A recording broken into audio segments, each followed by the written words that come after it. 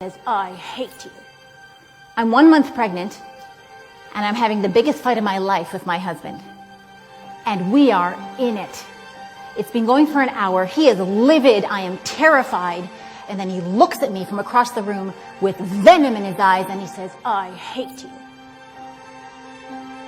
And my heart stops, and I'm convinced this is over. But I learned something that day. I learned that the opposite of love is not hate, but indifference.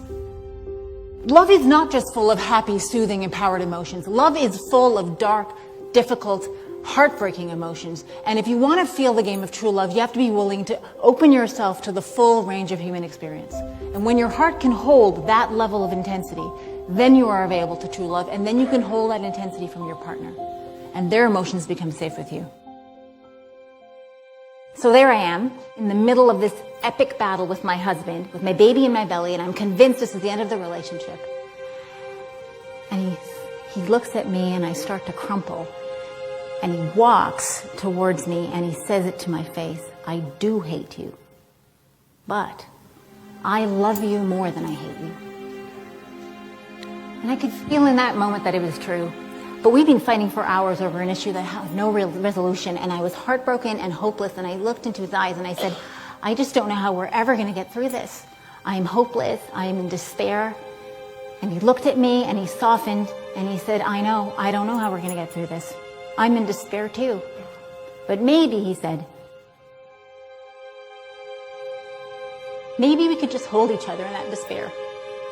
And in that despair, together, we realized that our love and our desire to stand for the us was bigger than that issue, bigger than that feeling.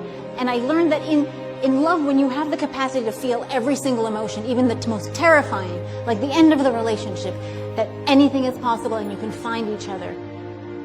The heart is a muscle. And as we all know, every muscle, in order to build it, has to rip, has to tear, has to break. The more you are willing to feel and let your heart break, the bigger your heart becomes, the wider its capacity, its strength, and its ability to hold love. And every little rip in your heart is a conflict. A lot of people think conflict is not what should happen when you're in love. This should be so difficult. This must mean we're not right for each other. Well, let me tell you something as someone who's behind the scenes of conflict. Conflict is absolutely normal and integral and important for a relationship to thrive. The most powerful in love couples I have ever met fight more in the first 2 years than anyone else I know. Why? Because they're two different people from two different worlds, different belief systems.